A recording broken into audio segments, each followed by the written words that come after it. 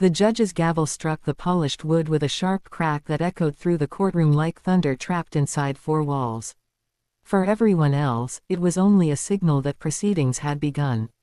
For Eleanor Hayes, it felt like the sound of every silent year of her life breaking open at once. She sat alone at the defense table, spine stiff with age, hands trembling slightly around an old yellow envelope she had carried for more than a decade. Her fingers were thin and lined with blue veins, but they gripped that envelope with surprising strength. At 68 years old, Eleanor had buried a husband, survived illness, worked 2 jobs, and raised 3 children not born to her. Today, those same children sat behind her. And across the courtroom sat the woman who had given birth to them. Her daughter, Vanessa Hayes Carter. Elegant, perfect makeup, tailored navy suit, hair pinned back neatly, diamond earrings flashing beneath the fluorescent lights. She looked like success wrapped in expensive perfume. She did not look like a mother who had vanished 13 years ago. Beside Vanessa sat her attorney, Richard Coleman, a man with silver hair and a smile too practiced to be trusted. He shuffled papers confidently, occasionally whispering into Vanessa's ear. Eleanor watched her daughter's expression. No regret, no softness, only anger, and something else, fear. Case number 4172, the bailiff announced. Hayes versus Hayes. Petition for immediate custody and damages. Judge Samuel Whitmore, an older man with tired eyes and measured movements, adjusted his glasses and glanced down. Mrs. Vanessa Carter alleges unlawful custodial interference, he said. She claims her mother, Eleanor Hayes, withheld her children for 13 years without consent. The words hung in the air. Unlawful, withheld, as if children were objects misplaced in storage. Vanessa rose gracefully. Your Honor, she said, voice shaking just enough to sound sincere, my mother manipulated a painful period in my life. I suffered severe depression after childbirth and trusted her to care for my children temporarily. Instead, she isolated them from me, poisoned them against me, and stole 13 years I can never get back. Several people in the gallery murmured sympathetically. Eleanor felt their judgment like cold rain. She turned slightly. Behind her sat the children. Though they were hardly children now. Daniel, age 21, jaw clenched. Lydia, 19, hands folded tightly in her lap. Maya, 16, eyes wide and confused. The judge looked toward Eleanor. Mrs. Hayes, how do you respond? She stood slowly, knees protesting. Her voice, when it came, was quiet, but steady. I did not steal anyone's children, Your Honor. She lifted the yellow envelope. I raised the children my daughter left on my porch. Vanessa's chair scraped sharply against the floor. That is a lie. Sit down, Judge Whitmore said. Vanessa obeyed, but barely. Attorney Coleman stood. Your Honor, my client's documented postpartum illness explains her temporary absence. Mrs. Hayes exploited vulnerability to seize permanent control. Temporary absence. Eleanor almost laughed. Temporary. Was 13 birthdays temporary? Was never calling on Christmas temporary? Was silence measured in weeks now? She looked at the judge. With respect, Your Honor, before anyone decides who was victimized here, this court needs the truth. She held up the envelope higher. Vanessa's face drained of color. Mother, she whispered. Please. The room noticed. Judge Whitmore leaned forward. What is in that envelope? Proof, Eleanor said. Proof of why my daughter came back after 13 years. Attorney Coleman straightened. This is irrelevant drama. No, Eleanor replied, turning to him. It is. Motive. The judge tapped his pen thoughtfully. Mrs. Hayes, are you prepared to submit evidence? Yes. And are you prepared to tell this court what happened 13 years ago? Eleanor closed her eyes for one brief second. Rain. A Tuesday afternoon. 3 hungry children. One knock at the door. When she opened them again, she no longer saw the courtroom. She saw the day her life had been rearranged forever. It had been late October. The kind of gray afternoon where clouds sat low over the rooftops and the air smelled of wet leaves. Eleanor remembered because she had just returned from a doctor's appointment where they confirmed the arthritis in her hands would worsen. She had been making tea when someone knocked. Not politely, urgently. She opened the front door and froze. Vanessa stood there soaked from rain, mascara smudged, breathing hard.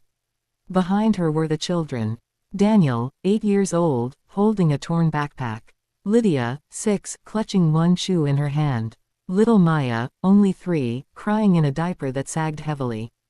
They were dirty, cold, hungry. Mom, Vanessa said quickly. I need you to take them. Eleanor stared. What happened? I just need time. How much time? A few weeks. Vanessa, please. She pushed a plastic grocery bag into Eleanor's hands. It held mismatched clothes, some diapers, 2 broken crayons, and half a loaf of bread. Then she knelt, kissed each child distractedly, stood, and backed away.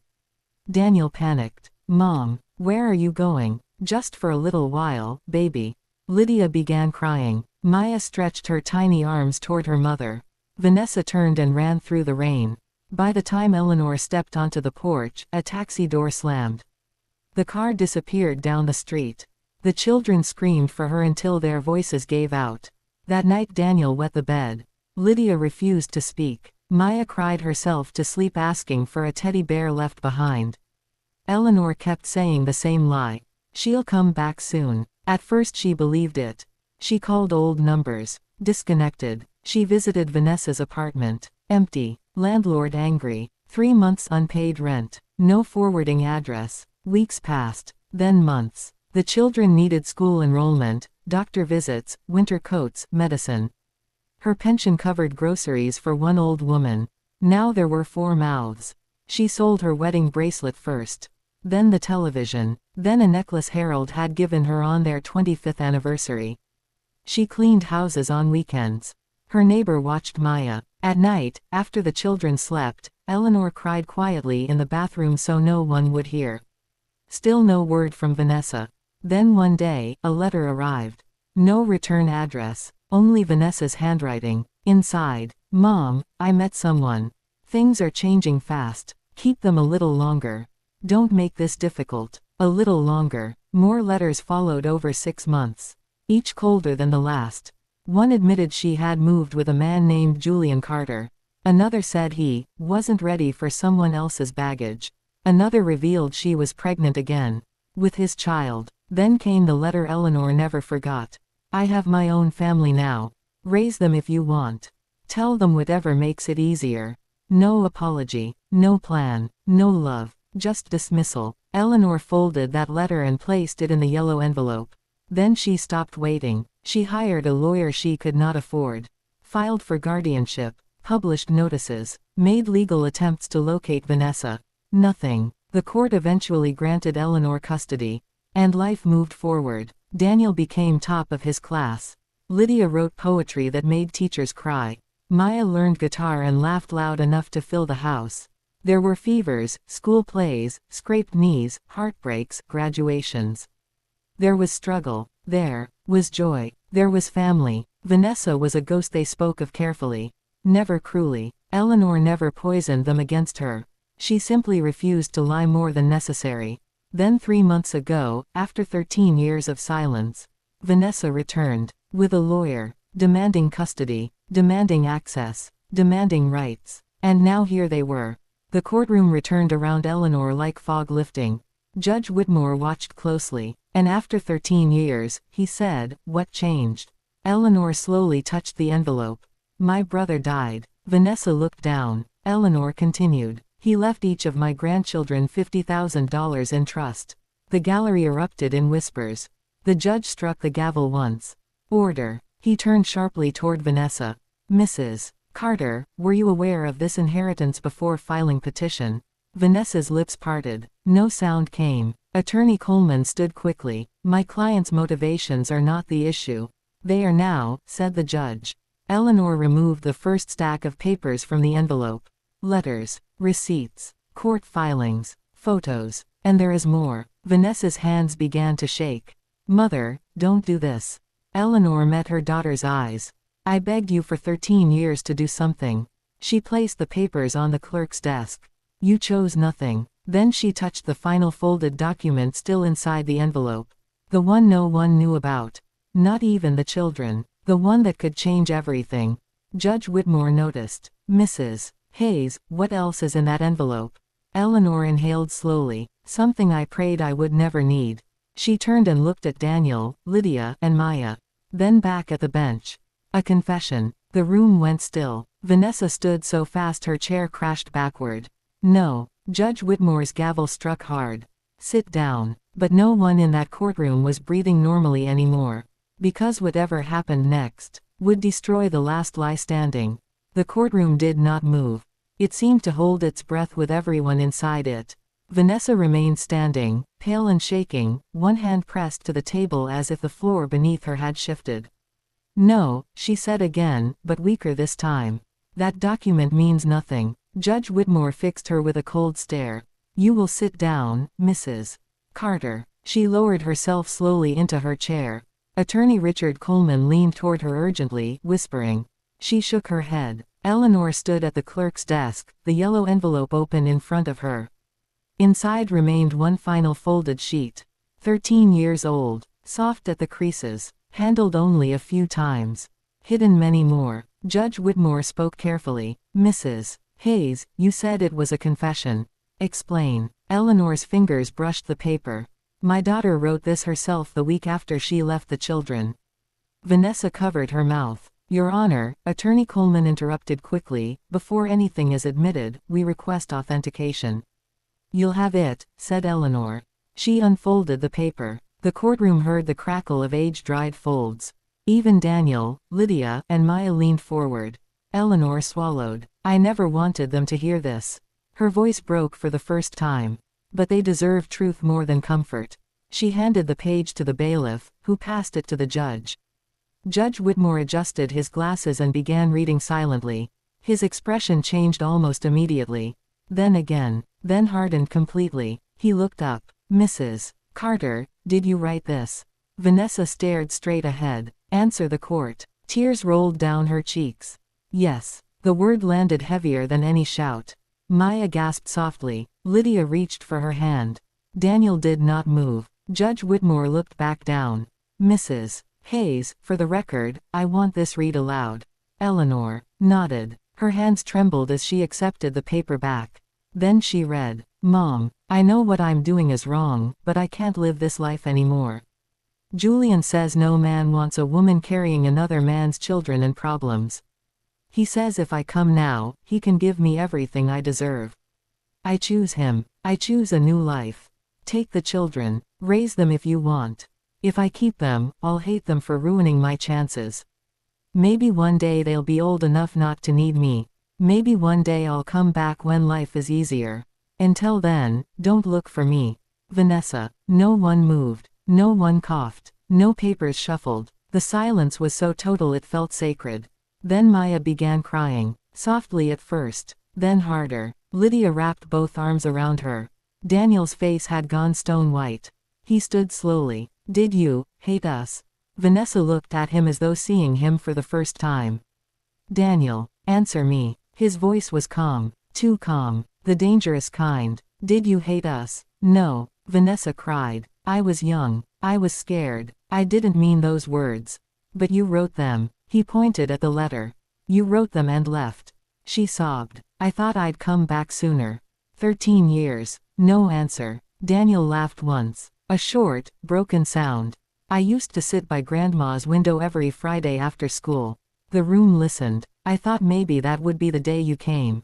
Vanessa lowered her head. I stopped waiting when I was 12. Judge Whitmore said nothing. Some truths required no legal framing. Lydia stood next. Her voice shook. Every Mother's Day at school, they told us to make cards. She wiped her eyes. I made one for Grandma, but I hid it because I thought maybe it would hurt your feelings if you ever came back. She turned to Vanessa. You never came. Vanessa reached out weakly. Lydia, please, don't. Then Maya, youngest and usually quietest, surprised everyone by rising too. She stared at the woman across the room.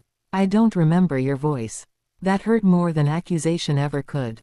Vanessa folded into herself, shoulders collapsing. I made mistakes, she whispered. Eleanor watched her daughter with an ache no victory could erase.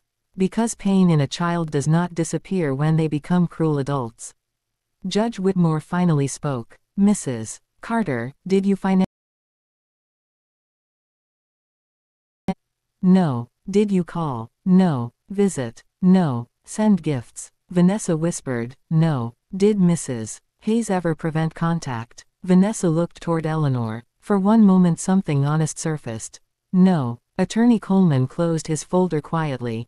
He knew the case was dying in real time. Judge Whitmore turned to Eleanor. You raised 3 minors on your own income. Yes. Do you have records? She nodded and presented receipts, tax filings, school forms, medical bills, therapy invoices, graduation photos. A life documented not in speeches but in sacrifice.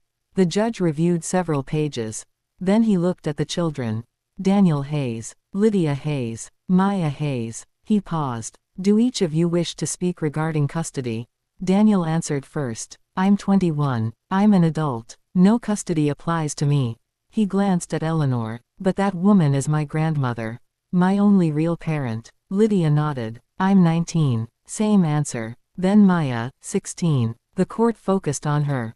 Judge Whitmore softened his tone. Maya, no one will force you. Say only what you want.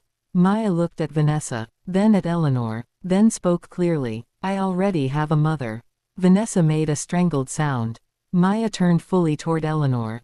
She packed lunches, stayed at hospitals, sat through bad concerts, worked when she was sick, held me when I had nightmares. Then back to the bench. I want to stay with Grandma. Eleanor closed her eyes. Years of exhaustion rushed through her all at once. Judge Whitmore nodded slowly. I understand. Attorney Coleman rose weakly. Your Honor, perhaps we request recess to discuss settlement. No need, said Vanessa suddenly. Everyone turned. She stood. No elegance now. Mascara streaked. Voice raw. I lost before I entered this room. She faced Eleanor. I came for money first. The confession stunned even her lawyer. But when I saw them, she looked toward the children. I thought maybe I could still be needed. Daniel said nothing. Lydia looked away. Maya stared at the floor. Vanessa's tears fell freely. I know I don't deserve forgiveness. She turned to leave, then stopped. Mom. Eleanor's chest tightened at the word. I did love them, Vanessa whispered. I just loved myself more. She walked out of the courtroom. The doors closed behind her. No one followed. Judge Whitmore removed his glasses. For the record, he said quietly, petition for custody is denied with prejudice. His gavel struck once. Existing guardianship stands until minor child reaches adulthood. Then after a pause. And this court formally commends Mrs. Eleanor Hayes for extraordinary parental service beyond duty. The gallery, though restrained by law, could not hide emotion. Several wiped tears. One clerk openly smiled. Eleanor sat down suddenly, strength leaving her legs. Maya rushed first, wrapping arms around her. Then Lydia. Then Daniel. All 3 around her. The embrace she had earned one ordinary day at a time. No inheritance in the world equaled it. But as they held her, Eleanor felt something else. Not triumph. Not revenge. Only sorrow. Because somewhere beyond those doors walked the little girl she had once raised too. And that child had been lost long before this courtroom ever saw her. The courthouse steps were crowded with strangers, reporters, and afternoon light.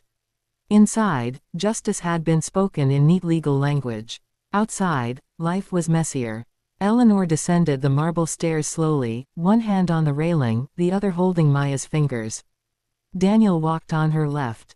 Lydia on her right. The 3 young people formed an unspoken shield around the old woman who had spent 13 years shielding them. Cameras flashed. Voices called out. Mrs. Hayes, how do you feel? Do you forgive your daughter? Was the inheritance the real reason for the lawsuit? Daniel stepped forward instantly. No comment. His voice had grown deeper in recent years. Sometimes when he spoke with calm authority, Eleanor heard his grandfather. They moved past the crowd. At the curb waited Eleanor's aging blue sedan, the same car that had coughed through winter mornings, school drop-offs, doctor visits, and grocery runs for over a decade. Lydia opened the passenger door for her grandmother. Sit first, she said softly. Eleanor smiled faintly. You sound like me. I learned from the best. They drove in silence for several minutes. The city moved around them. Traffic lights, corner stores, people crossing streets with bags and busy minds. Ordinary life continued without pause, even after hearts had cracked open in public. Maya sat in the back beside Eleanor and leaned her head on her shoulder. You okay? Maya asked. Eleanor looked out the window. No, she said honestly. But I will be. Maya squeezed her hand. That makes two of us. Their house stood on a modest tree-lined street. White paint peeling near the porch. Wind chimes Daniel had made in middle school. A rose bush Lydia had planted. A crooked basketball hoop Maya refused to let anyone replace. Nothing grand. Everything real. The moment they stepped inside, all four stopped. Home had never felt more sacred. Lydia moved first. I'm making tea, Daniel said. I'll lock the front door. Maya whispered, I'm staying with Grandma. Eleanor laughed quietly. Seems I have no authority left in my own house. You gave it away years ago, Daniel replied. He meant it lovingly. They settled in the kitchen, the true center of the home. The table was scarred with homework scratches, paint stains, science project glue, birthday candle wax, and history. Lydia poured tea. Maya toasted bread. Daniel stood at the sink, staring out the window too long.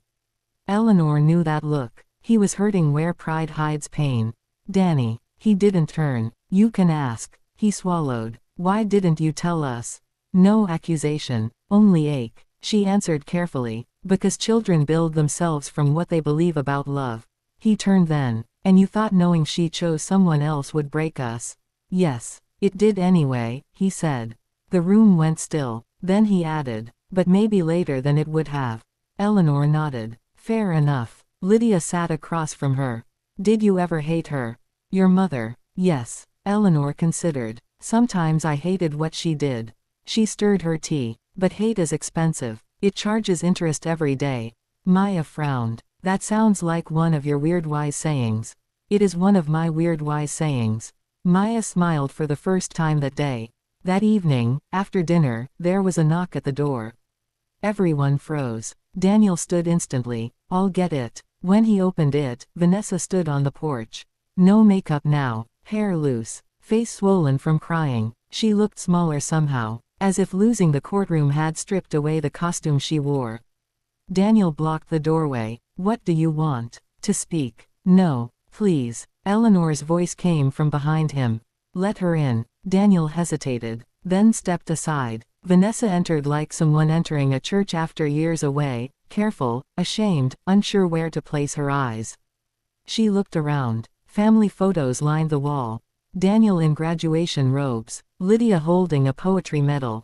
Maya with a guitar. Eleanor in every frame. Never Vanessa. She saw it all. And winced. No one offered her a seat. She remained standing near the door. I came to apologize. Daniel folded his arms. You did that in court. No, she said quietly. That was confession. This is apology. She looked at the children one by one. I was selfish. Weak. Cowardly. Her gaze stopped at Daniel. You asked if I hated you. He stared back. I never hated you. She pressed a hand to her chest. I hated the life I had created and blamed the innocent people in it. Then Lydia. I thought if I disappeared long enough, shame would disappear too.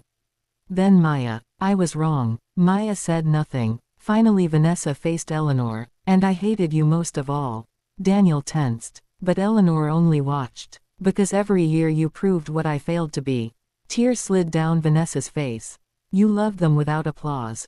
No one moved. No dramatic forgiveness arrived. Real wounds rarely heal on cue. Vanessa reached into her purse and placed an envelope on the kitchen table. What's that? Lydia asked. Signed withdrawal of any future claim to inheritance funds. She looked at Eleanor. And a letter giving Maya full choice over any future contact. Then she stepped back. I'm leaving town tomorrow. Maya's eyes lifted. Where? I don't know yet. That answer sounded honest for once. Vanessa turned toward the door. Then stopped. If any of you ever want to know me someday.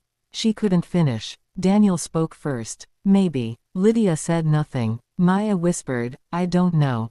Eleanor said, that's enough truth for tonight. Vanessa nodded. Then she left. This time no child ran after her. No one screamed. No one begged. The door closed softly. And stayed closed. Hours later the house slept. But Eleanor sat alone at the kitchen table. Beneath the yellow lamp. The old envelope lay before her. Empty now. Its power spent. She touched its worn corners.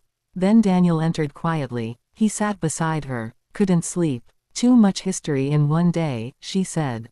He nodded. After a moment he asked, "Do you regret raising us?"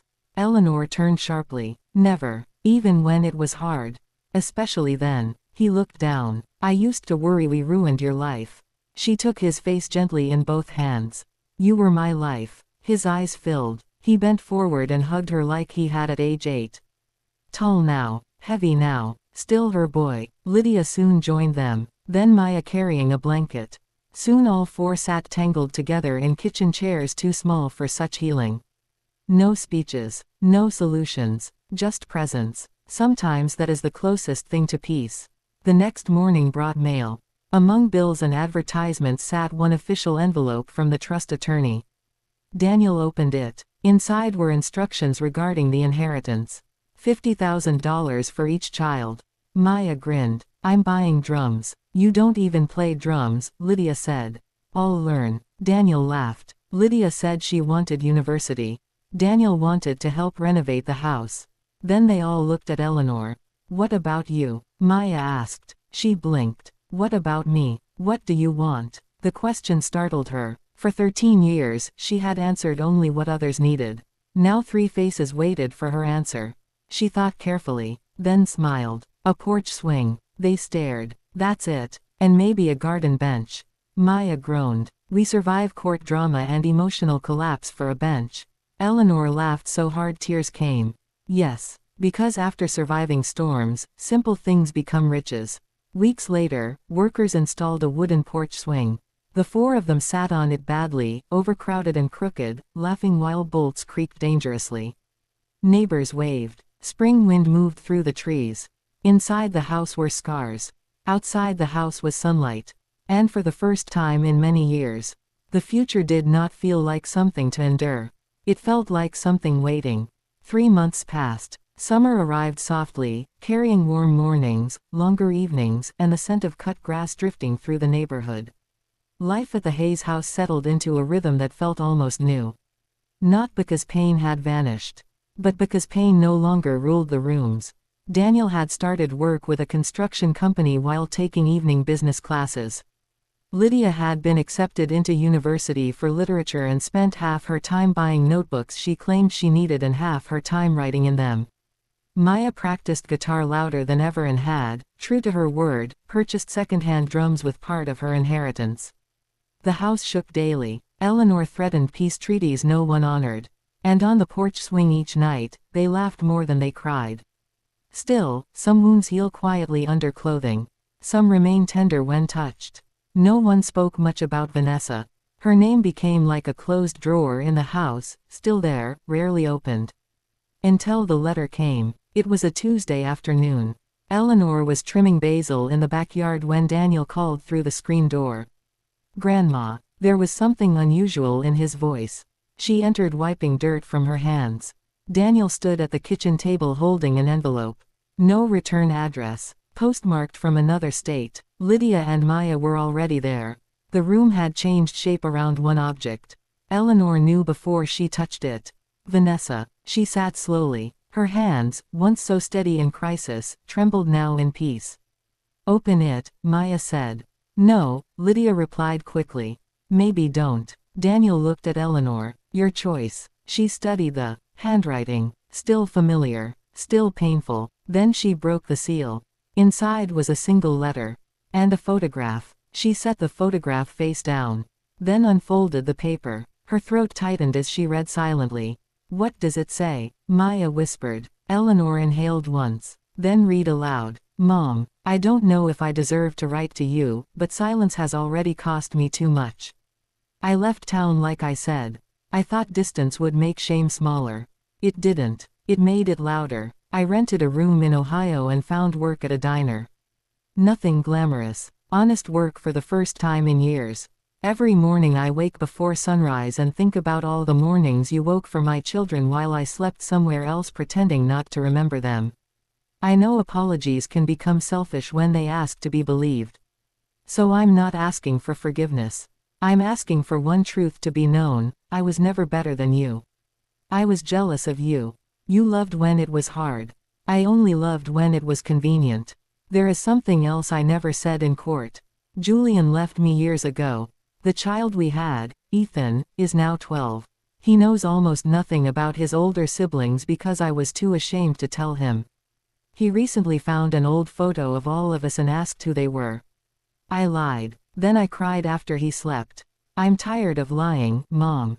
I've enrolled in counseling. I attend every week. I'm trying to become someone who tells the truth even when it humiliates me.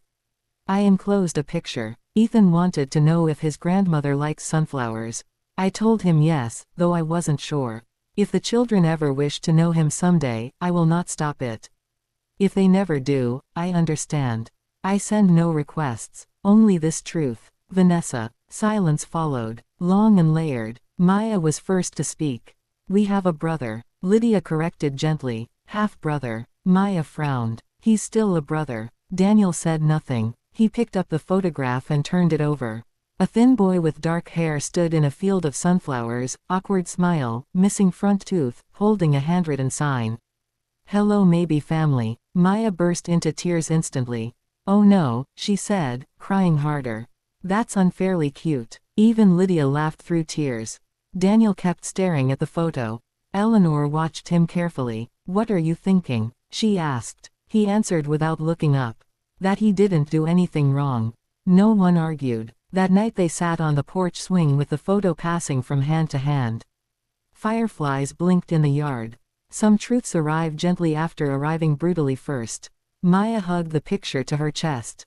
I want to meet him. Lydia raised an eyebrow. You want to meet everyone. I'm community-minded. You're nosy. Same skill set. Daniel finally spoke. I don't want her back in our lives just because she feels guilty. No one said that, Lydia replied. But the kid, Daniel paused. The kid isn't her. Eleanor said quietly, children often pay debts they never borrowed. That landed heavily. Maya leaned against her. What would you do? Eleanor looked into the dark yard. I spent years protecting you from abandonment. I won't become abandonment myself. Daniel closed his eyes. Sometimes wisdom was annoying when true. 2 weeks later another envelope arrived. This one smaller. Inside was a handmade card in crooked handwriting. Front cover. To the family I maybe have. Inside. Hi, my name is Ethan. Mom says I have a brother and sisters. I don't know if that is weird or cool. I like basketball, science, and pancakes. I don't like onions. If you don't want to write back that's okay. I just wanted to say hi. At the bottom, a lot. Then crossed out and replaced with hello. Maya clutched the card dramatically. I love him. You have never met him, Lydia said. I know. Enough. Daniel took the card, reread it twice, then handed it back carefully. Kid's funny. Eleanor noticed the softening in his jaw. A door opening one hinge at a time. The family debated for days. Should they respond? Ignore it. Set boundaries. Meet only Ethan. Meet no one. Old wounds and new possibilities sat at the same table. Finally Lydia, practical as always, made a list. Reasons to respond. Ethan is innocent. Truth matters. Regret should not chain children forever. Reasons not to respond. Emotional risk. Vanessa's history. Reopening trauma. Maya added another reason under respond. He hates onions. Daniel rolled his eyes, but smiled. At last all eyes turned to Eleanor. She folded her hands. For years I chose for children because they were too young. She looked at them each in turn. You're not children now. Then at Maya. Mostly. Rude. Eleanor continued. This decision belongs to all of us. Daniel exhaled slowly. I don't want Mom forgiven because of one nice kid. No one can force forgiveness, Lydia said. But maybe connection is different. Maya nodded hard. I vote yes to meeting onion hater. Daniel looked at the card again. Then sighed. One meeting. Public place. No promises. Lydia smiled. Motion passes. Eleanor laughed softly. You three run this house now. We learned from the best, Daniel said. That night Eleanor wrote the reply herself. Carefully, slowly, every word chosen like stepping stones across deep water. Dear Ethan, hello. We liked your card very much. Yes, I like sunflowers. We also like pancakes and strongly agree about onions. We would be willing to meet you someday soon, if that would make you happy. Families can begin in many strange ways. Love, perhaps sooner than later. Grandma Eleanor. Then beneath it, Daniel, Lydia, and Maya say hello too. Maya insisted on drawing a drum. Lydia added a tiny sunflower. Daniel, after pretending reluctance, wrote, "Bring basketball." Eleanor sealed the envelope. Her heart beat strangely. Not fear, not hope exactly. Something more careful. Possibility. As she placed the letter by the door for morning mail, she looked at the family photos lining the wall. Old grief. New laughter. Empty spaces where people might someday belong. Life, she realized, rarely asks permission before expanding. And somewhere in another state, a little boy might wake tomorrow and learn that doors can open in houses he had never seen. The meeting was arranged for a Saturday. Neutral ground. Public place. No surprises. That had been Daniel's condition. Public means people, he said. People means witnesses. Witnesses mean less emotional nonsense. Maya rolled her eyes. You speak like a retired detective. I speak like someone with pattern recognition. Lydia added, you speak like someone scared. Daniel glared. Lydia sipped tea calmly. Eleanor watched them with quiet amusement. Pain had once made them brittle. Now it mostly made them honest. The location chosen was Maplewood Park, halfway between cities. Large open lawns, playgrounds, walking paths, duck pond, benches under tall oak trees. Safe, simple, ordinary. Sometimes ordinary is the bravest place to heal. That morning Eleanor woke before dawn. She ironed a blouse she rarely wore. Then changed it twice. Then laughed at herself. At 68 years old she had faced courtrooms, hospitals, debt collectors, and teenage rebellion. Yet a park made her nervous. Maya burst into the kitchen wearing bright yellow. Sunflower solidarity, she announced. Lydia wore jeans and carried a notebook. Why a notebook? Daniel asked. In case anyone says something emotionally significant. That is not a reason. It is to me. Daniel wore neutral gray like he was attending a business negotiation. Eleanor wore soft blue. When they finally drove out, no one admitted being anxious. Which meant all four were. Maplewood Park shimmered in late morning sun. Children shouted near swings. Dogs chased tennis balls. Joggers passed with headphones and determined faces. Life everywhere. No one knowing one family was arriving to meet the shape of its missing branch. They found a bench near the pond. Daniel checked his watch 3 times. Maya paced. Lydia wrote something in her notebook. What are you writing now? Daniel asked. Observations. You are unbearable. You're sweating. I am not. You are. Then Maya suddenly froze. They're here. Everyone turned. Across the path walked Vanessa. No makeup. Simple jeans. Hair tied back. She looked older than 3 months ago. Not ruined. Real. Beside her walked a thin boy carrying a basketball under one arm and a paper bag in the other. Dark hair. Long legs not yet coordinated with height. Curious eyes. He saw them and nearly tripped. Maya whispered, oh no. He's even cuter in motion. Daniel muttered, please act normal. I have never once. Eleanor rose first. Because some welcomes belong to elders. The boy slowed in front of them. Vanessa stopped a few feet back, uncertain. The child looked at each face carefully. Then at Eleanor. Are you, Grandma Eleanor? Her chest tightened instantly. Yes. He smiled. I knew it. How? You look like someone who bakes serious cookies. Maya made a choking sound of joy. Daniel looked away to hide a smile. Lydia wrote furiously in her notebook. Eleanor laughed. I have never received a more accurate compliment. Ethan held out the paper bag. I brought muffins. Store-bought because Mom said honesty matters. Vanessa lowered her eyes. Eleanor accepted the bag like treasure. Then we begin wonderfully. The introductions were awkward for exactly 47 seconds. Then Maya solved everything by stepping forward dramatically. I'm Maya. I play guitar and drums. I cry easily. Welcome. Ethan blinked. Okay. Lydia followed. I'm Lydia. I ask too many questions. I like questions, Ethan said. Good answer. Daniel stood last. Tall. Guarded. I'm Daniel. Ethan looked up at him. You're the basketball note guy. Daniel hesitated. Yes. I brought one. He lifted the ball. Daniel stared. Then nodded once. Good. That was enough. For boys sometimes, friendship begins with nouns. Vanessa remained apart. watching, hands clasped tightly. Eleanor approached her. You can sit. I don't know if I should. That has never stopped you before. Vanessa winced. Then, to Eleanor's surprise, laughed softly. A real laugh. Fragile, rusty, but real. I deserve that. Yes. They sat on the far bench. Not close. Not enemies. Something more complicated. Meanwhile, Ethan had already won Maya completely. He showed her a science card trick with magnets. She declared him a genius. Lydia interviewed him like a journalist. What books do you like? Comic books. Acceptable. What subject is hardest? Fractions. Understandable. Daniel stood with arms crossed until Ethan bounced the ball toward him. You said bring basketball. Daniel caught it. Instinctive. Clean. Something in his face softened despite himself. You play. A little, Ethan said. That means no. It means medium. Daniel pointed toward the nearby court. Come on. Ethan grinned so hard it seemed too large for his face. They walked off together. Maya clutched Lydia's arm. Did you see that? Yes. Our cold mountain brother smiled.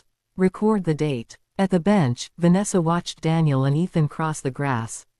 Tears filled her eyes. He never got a brother, she whispered. Eleanor answered quietly. They both did. Vanessa nodded. For several minutes they said nothing. Then Vanessa spoke. I'm still in counseling. Good. I got promoted. At the diner. Good. I rent a better apartment now. Good. I don't know how to be forgiven. Eleanor looked at the pond. Maybe stop trying to be forgiven. Vanessa frowned. Then what? Try being dependable. That struck deeper than comfort. Vanessa nodded slowly. I can do that. We'll see. At the basketball court, Ethan missed 3 shots badly. Daniel corrected his grip. No elbows out. Like this. Less goose wing. What's goose wing? You. Ethan laughed. 4th shot went in. He celebrated as if drafted professionally. Daniel actually smiled. Then said, again. Across the park, Eleanor felt something loosen in her chest. Old knots sometimes untie through small scenes no therapist could script. Lunch happened on blankets beneath a tree. Sandwiches. Muffins. Too many chips. Maya talked enough for 6 people. Lydia listened and wrote occasional mysterious notes. Ethan asked endless questions. Did Daniel always look annoyed? Yes, Lydia said. Even as a baby, Ethan asked. Especially as a baby, Maya answered. Daniel threw a napkin at them. Vanessa laughed unexpectedly, then covered her mouth, startled by her own joy. Eleanor noticed. People returning to themselves often seem surprised to find laughter still alive. Later, Ethan wandered with Maya to feed ducks. Lydia sat reading. Daniel leaned against a tree. Vanessa finally turned to Eleanor. Why did you answer my letter? Eleanor thought for a moment. Because I raised children, not grudges. Vanessa cried silently. I don't deserve you. No, Eleanor said plainly. You don't. Then after a beat. But deserving has little to do with love. Vanessa bowed her head. For the first time in many years, she looked like someone teachable. When afternoon shadows lengthened, it was time to leave.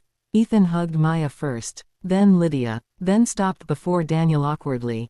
Handshake, he asked. Daniel looked offended, then pulled him into a brief rough hug. Practice your shot. Ethan beamed. Yes, sir. I'm 21. Still sounded official. Finally Ethan faced Eleanor. Can I call you grandma for real? She opened her arms. He ran into them. The embrace was immediate, trusting, complete. Children sometimes leap where adults crawl. Yes, she whispered. For real. He stepped back glowing, then looked between everyone. So, are we doing this again? Daniel answered before anyone else. Next Saturday. Ethan nearly shouted. Vanessa covered her face, overcome. As their car drove home, the family sat in stunned quiet. Then Maya burst first. I love him. We know, Lydia said. Daniel stared out the window. But Eleanor saw the smile reflected faintly in the glass. What are you thinking? She asked. He answered softly. That maybe family can arrive late. Eleanor reached for his hand.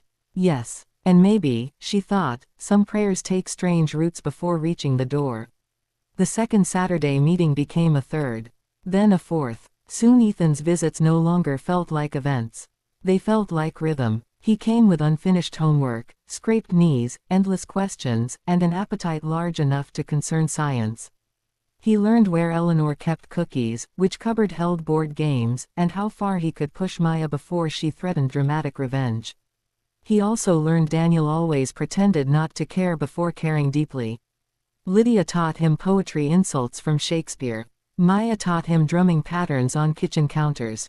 Eleanor taught him how to knead dough. Vanessa came too, but carefully. Never assuming. Never entering without knocking. Never speaking over silence. She helped wash dishes. Fixed loose hinges. Sat on the porch swing edge like someone still earning permission to rest. And little by little, trust did not return. It was built new. Different. Wood. Stronger joints. Still unfinished. One rainy evening, 6 months after the courthouse battle, everyone gathered in the living room while thunder rolled outside. Maya tuned her guitar. Ethan built an impossible tower of cards. Lydia read by lamplight. Daniel repaired a shelf bracket on the floor. Vanessa folded laundry quietly. Eleanor watched them all and felt something rare. Fullness. Then Ethan ruined the peaceful mood exactly as children are designed to do. Who was our dad? The room froze. Even thunder seemed to pause. The card tower collapsed. Maya slowly lowered her guitar. Daniel's wrench stopped mid-turn. Vanessa's hands tightened around a towel. Eleanor had known this day would come. Children do not stay in the shallow end forever. Ethan looked around. What? Lydia closed her book. You asked a hurricane question. I just asked normal. No, Daniel muttered. You asked history. Ethan frowned. I know my dad was Julian. But I mean their dad. He pointed to Daniel, Lydia, and Maya. Our other dad. Vanessa stood abruptly. I'll make tea. No, Eleanor said gently. Vanessa stopped. The old instinct, to flee discomfort, still lived in her bones. But this house was teaching new instincts. Sit, Eleanor said. Vanessa slowly obeyed. Everyone looked to Eleanor. She exhaled. The truth then. His name was Michael Rowan. Daniel looked down immediately. He knew the name only from a birth certificate. Nothing more. Eleanor continued. He was charming when young. Funny. Handsome. Good at beginnings. Maya muttered, bad sign already. Lydia nodded. Very bad sign. Vanessa gave a sad smile. It was. She took over. I met Michael at 19. He played guitar badly and confidence perfectly. Maya looked offended. That's a dangerous combination. It was, Vanessa repeated. We married too quickly. Daniel came a year later. She looked at him. I loved you fiercely. Daniel said nothing, but listened. Michael loved being admired. Parenting bored him. Lydia asked quietly, and me? Vanessa's eyes filled. You arrived when we were already breaking. She swallowed. He had jobs he never kept. Promises he never kept longer. Maya asked, and when I was born? Vanessa closed her eyes. He was gone more than home. The room stayed still. Rain tapped the windows. Eleanor added softly, he drank. Daniel's jaw tightened. Vanessa nodded. Too much. Then gambling. Then debts. Ethan whispered, like movies. No, Daniel said sharply. Worse. Real. Ethan nodded quickly. Vanessa clasped her hands. One night after Maya was born, collectors came to the apartment. Maya blinked. Collectors. Men Michael owed money. Daniel stood and paced once across the room. You never told us any of this. You were children, Vanessa said. And now you deserve adult truth. She continued. Michael had used my name for loans. Rent was unpaid. Utilities cut twice. I was exhausted, ashamed, drowning. Eleanor remembered those months too well. The crying babies. The calls for help. Vanessa pretending everything was fine until it wasn't. Then Michael left, Vanessa said. Just left. Yes. No goodbye. No. No money. No. Daniel laughed bitterly. Guess disappearing runs in the bloodline. Vanessa flinched like struck. Eleanor spoke firmly. No. Everyone looked at her. Pain can explain behavior. It does not inherit it. Daniel lowered his gaze. Sorry. Vanessa whispered, you don't owe me that. Lydia asked the question none of them wanted. Did he ever try to come back? Vanessa stared into the rain. Twice. The room sharpened. Once when Daniel was 9. Daniel stopped pacing. I was already with Grandma. Vanessa nodded. He found me after I left you there. Maya sat upright. He knew where we were. Yes. And didn't come. Vanessa's tears fell silently. He asked if there was money to get from custody. No one spoke. Even Ethan understood enough to go quiet. And the second time, Lydia asked. 3 years later, he needed a place to stay. Daniel cursed under his breath. Eleanor rarely approved of swearing. She did not object. What did you do? Maya asked. Vanessa lifted her chin slightly. I said no. It was the smallest sentence in the room. And somehow one of the biggest. Ethan processed everything with the seriousness children use when trying to understand adult damage. So he was bad. Eleanor answered carefully. He was weak in ways that hurt others. Is he alive? Vanessa nodded. As far as I know. Where? No idea. Would you tell him about us if he came? Daniel answered before anyone else. No. Vanessa looked at him, then nodded. Your choice. The sentence mattered. Lydia noticed. She always noticed. You're changing, Lydia said quietly. Vanessa blinked. Am I? You ask less for yourself. Vanessa laughed through tears. Therapy is expensive. Maya grinned. Worth every penny. Later that night Ethan slept on the couch after too many cookies and emotional history. Maya covered him with a blanket. Daniel stood by the window. Eleanor joined him. You okay? He shrugged. I used to imagine Dad was dead heroically or trapped somewhere tragic. He smiled without humor. Turns out he was just selfish. Many children build kinder stories than truth. He nodded. I'm angry. You should be. At him. Yes. Daniel looked toward the sleeping room where Vanessa folded blankets. And at her. Eleanor said nothing. He continued. But less than before. That too was truth. The next morning Daniel surprised everyone. He entered the kitchen holding an old storage box. Inside were childhood papers, drawings, and faded documents. At the bottom lay 3 unopened birthday cards. Addressed to Daniel, Lydia, and Maya. Signed, Michael Rowan. Postmarked years ago. Vanessa stared. I never gave those. No accusation in Daniel's tone. Only discovery. Why? She trembled. Because they came after years of silence. Right when he wanted money again. I thought they were manipulation. Were they? Lydia asked. I don't know. Maya touched the envelopes. Do we open them? Daniel thought for a long moment. Then shook his head. No. He handed them to Eleanor. Throw them away. Eleanor took them, then placed them back in the box. Not today. Sometimes closure rushed becomes another wound. Daniel didn't argue. That afternoon, while Ethan played drums badly and Maya shouted corrections, Lydia sat beside Vanessa on the porch. Do you miss the person you used to be? Lydia asked. Vanessa laughed sadly. Which one? The one before all the damage. Vanessa thought a long time. No. Lydia looked surprised. Why? Because she was made of pretending. She looked through the screen door at the family inside. I'd rather be broken and honest. Lydia wrote that down immediately. You're stealing my trauma for literature, Vanessa said. Yes, Lydia replied. Healing has side effects. That evening Eleanor stood alone in the kitchen. She listened to laughter in the next room. Not perfect laughter. Layered laughter. The kind people earn after storms.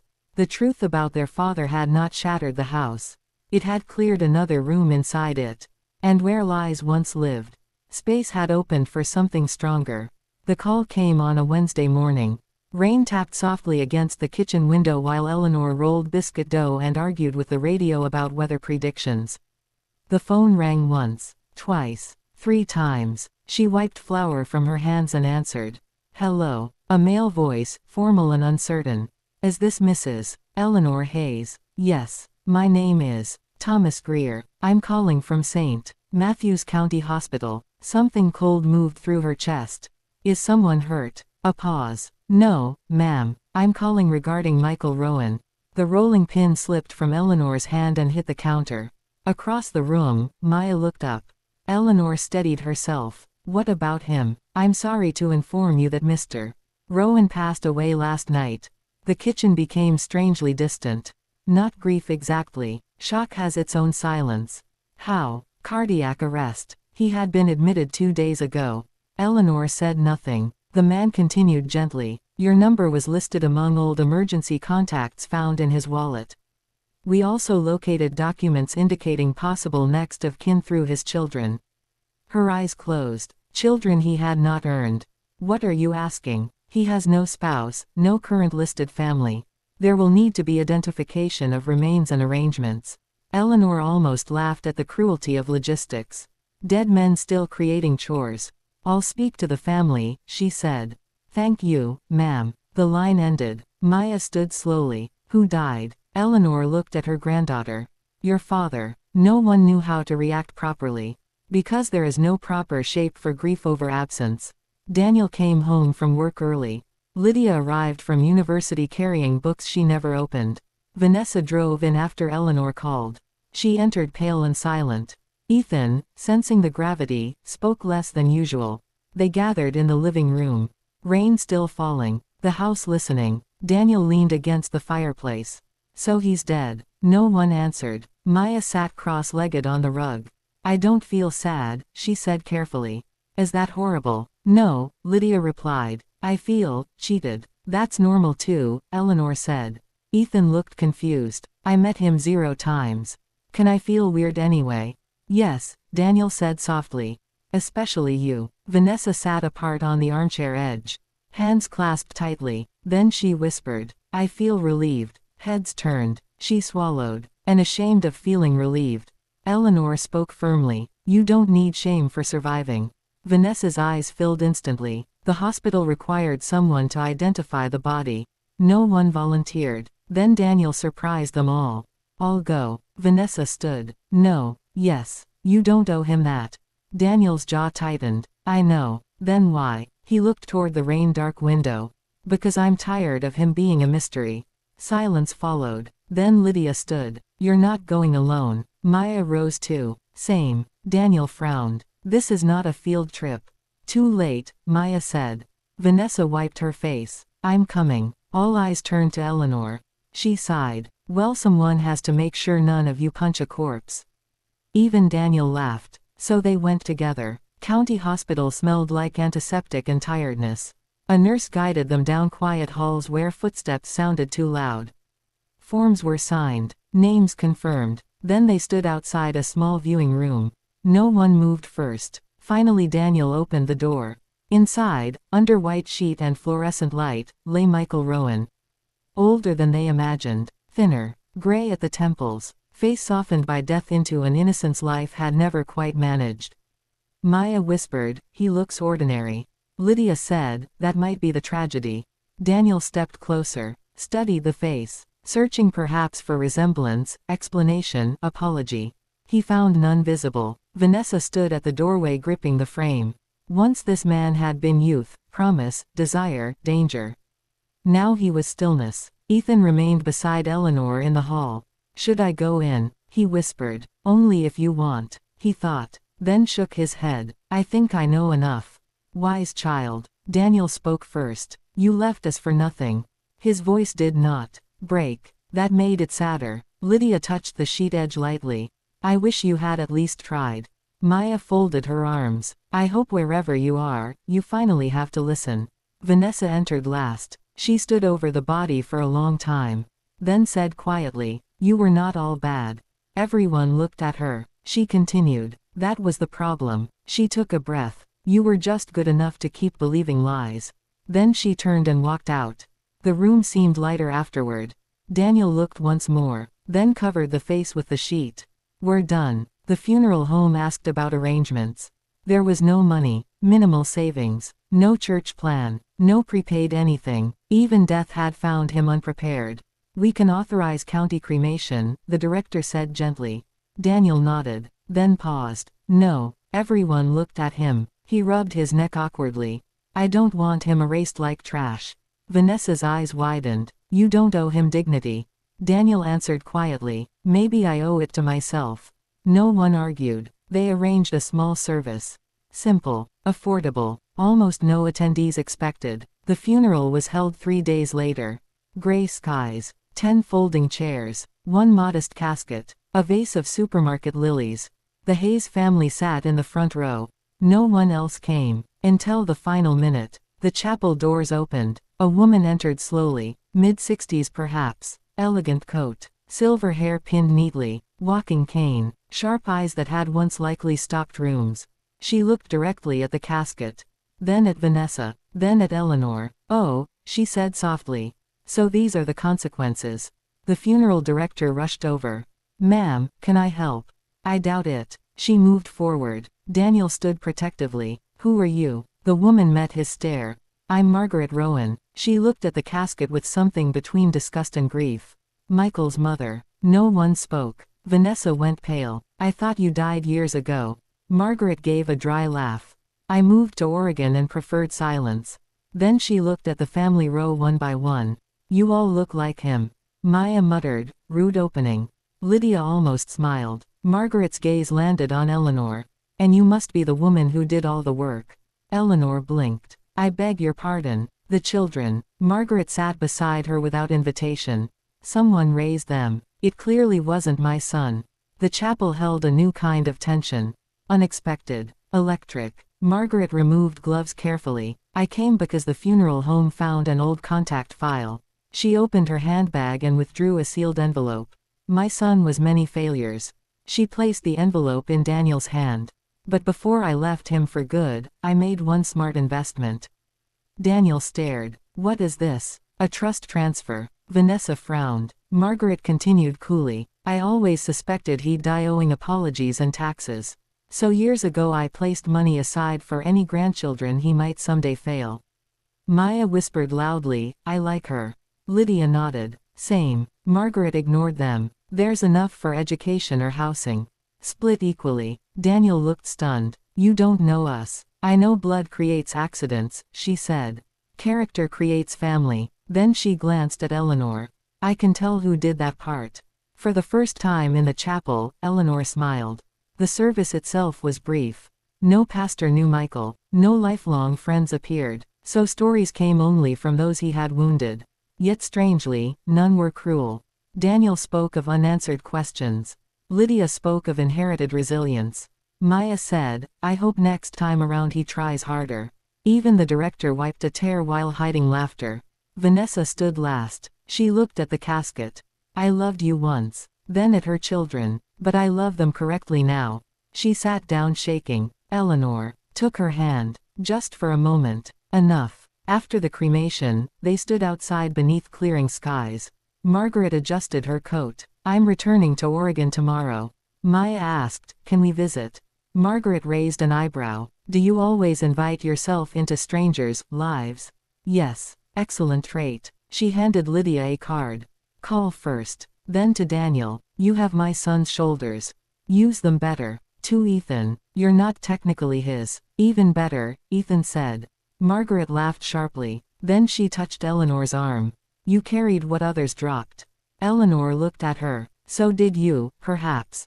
Margaret's eyes flickered. Then she simply said, goodbye, and left. That night, back home, the family sat in exhausted quiet. Death had not brought closure. But it had ended uncertainty. Sometimes that is enough to begin. Eleanor looked around the room. Children grown. Women changed. New branches appearing from old damaged roots. Michael Rowan had left little of value. Yet somehow, through those he abandoned, something worthwhile had survived him. Autumn arrived again. Exactly 1 year after the courtroom. Leaves gathered along the porch steps where the swing still creaked every evening under too many people and too much laughter. The house on Willow Street had changed in small ways. Fresh paint. A repaired roof. A louder drum set. More shoes by the door. And one permanent new toothbrush in the upstairs bathroom labeled Ethan in crooked marker. Some endings do not announce themselves. They quietly become everyday life. Daniel had finished his first year of business classes and now managed crews at the construction company.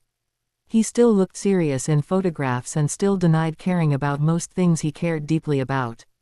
Lydia was thriving at university. Her essays had won awards, though she insisted trophies were capitalism with ribbons.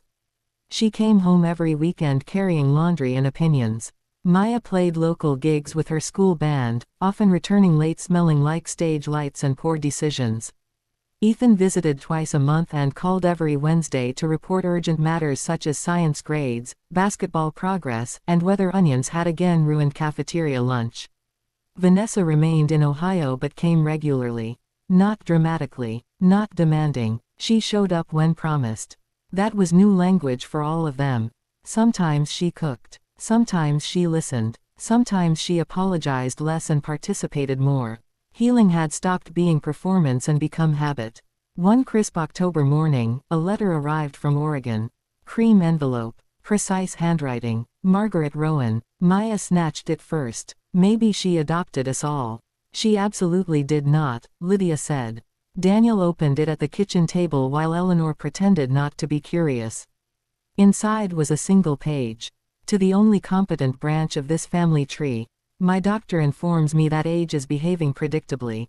I dislike being predictable. I own a small house outside Portland with land I no longer maintain properly. Rather than let strangers inherit what history built badly, I would prefer to give it to people building better. If you are willing, come visit before winter. I'd like to know you while I can still insult everyone clearly. Margaret Rowan. At the bottom, handwritten. Especially the loud one. Maya, I assume. Maya clutched her chest. I've never felt so seen. 2 weeks later, they drove west in a rented van.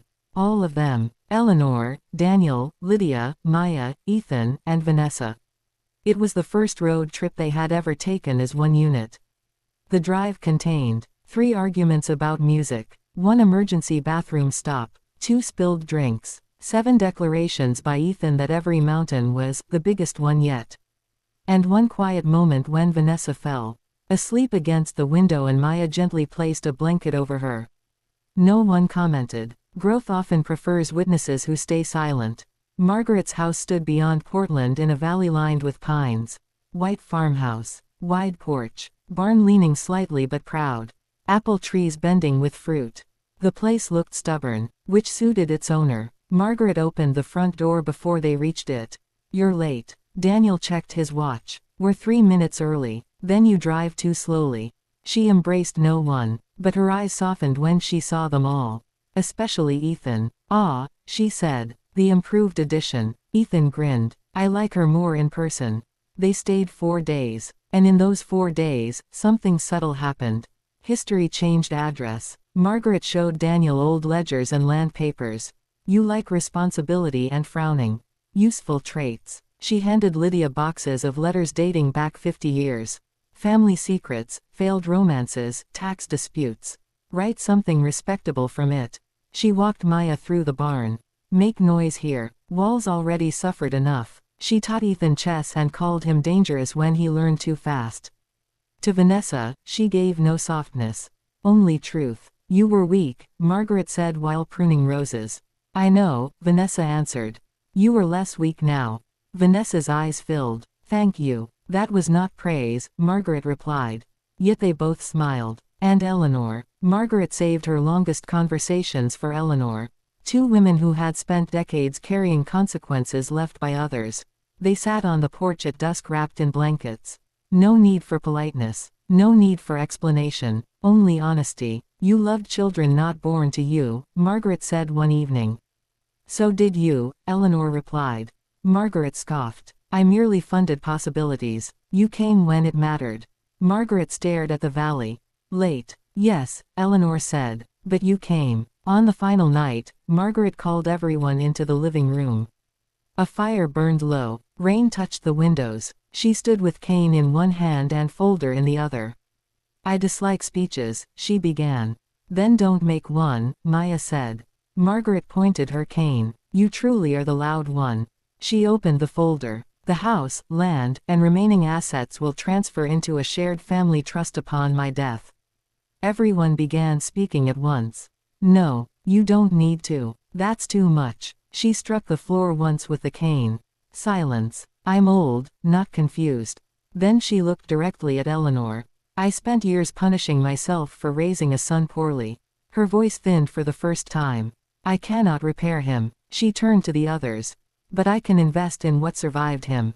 Daniel's throat moved. Lydia closed her eyes. Vanessa openly cried. Margaret continued briskly. Use it for education, homes, businesses, music, gardens, legal fees, therapy, whatever keeps this family less foolish than previous generations. Then she handed the folder to Eleanor. Guard it. Eleanor took it with trembling hands. You trust me? Margaret snorted. Obviously. That night no one slept early. They sat around the fire telling stories. Some painful, some ridiculous. Daniel admitted he once broke a neighbor's window and blamed weather. Lydia confessed she'd secretly submitted Maya's terrible poems to a school contest as a joke, and Maya had won second place. Ethan revealed he had been hiding onions in Daniel's meals for months. Vanessa laughed until tears came.